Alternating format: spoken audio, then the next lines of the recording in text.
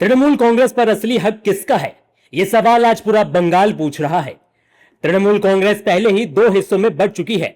एक तरफ ममता बनर्जी है तो दूसरी तरफ बागी गुट के नेता ऋतुव्रत बनर्जी। चुनाव आयोग ने दोनों गुटों को संगठन और विधायकों के समर्थन से जुड़े दस्तावेज जमा करने के लिए सोमवार शाम तक का समय दिया। ममता बनर्जी गुट की तरफ से कल्याण बनर्जी, महुआ मोइत्रा और सागरिका घोष चुनाव आयोग पहुंचे।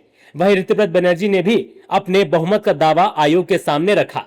अब चुनाव आयोग के सामने सबसे बड़ा सवाल यही है कि असली तृणमूल कांग्रेस किसके पास है और जोड़ा फूल चुनाव चिन्ह पर अधिकार किसका होगा।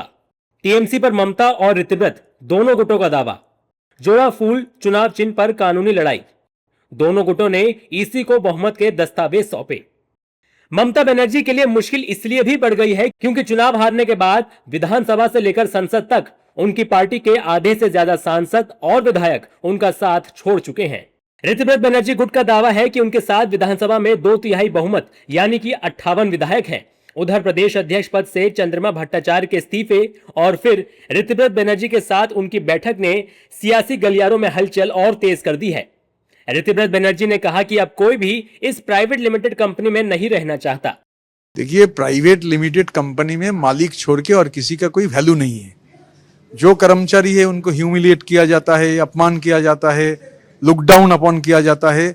और चुनाव होने के बाद ये डिसइंटीग्रेटिंग प्राइवेट लिमिटेड कंपनी में हालत बहुत बुरी है।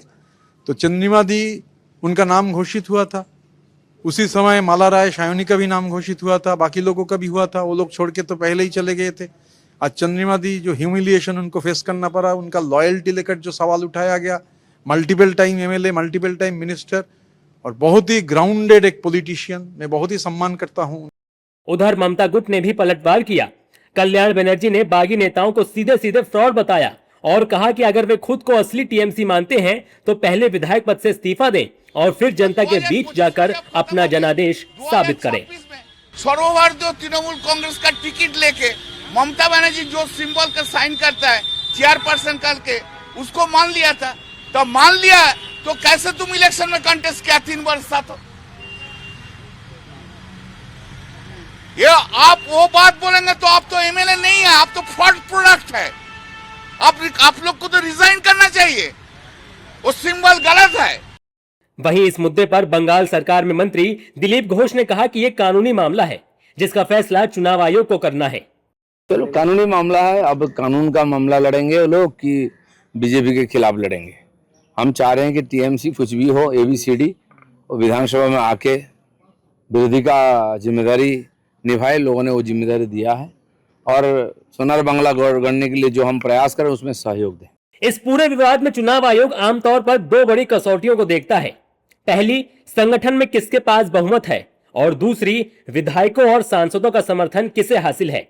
अगर किसी एक गुट के पक्ष में स्पष्ट बहुमत नहीं मिलता है तो चुनाव आयोग चिन्ह फ्रीज करने का विकल्प भी अपना सकता है और दोनों गुटों को अलग अलग चुनाव चिन्ह पर चुनाव लड़ना पड़ सकता है। यानी फैसला सिर्फ पार्टी का नहीं, बंगाल की राजनीति की दिशा भी तय करेगा। एक समय जिस तृणमूल कांग्रेस को ममता बनर्जी ने अपने दम पर खड़ा किया था, आज उसी पार्टी पर सबसे बड़ा सवाल खड़ा हो गया है और वो ये कि क्या ममता बनर्जी पार्टी और चुनाव चिन्ह दोनों को बचा पाएंगी या फिर ऋतुव्रत बनर्जी का दावा बंगाल की राजनीति में नया अध्याय लिख देगा। अब सबकी नजर चुनाव आयोग के फैसले पर है क्योंकि फैसला सिर्फ जोड़ा फूल का नहीं बल्कि बंगाल में असली तृणमूल कांग्रेस की पहचान का है।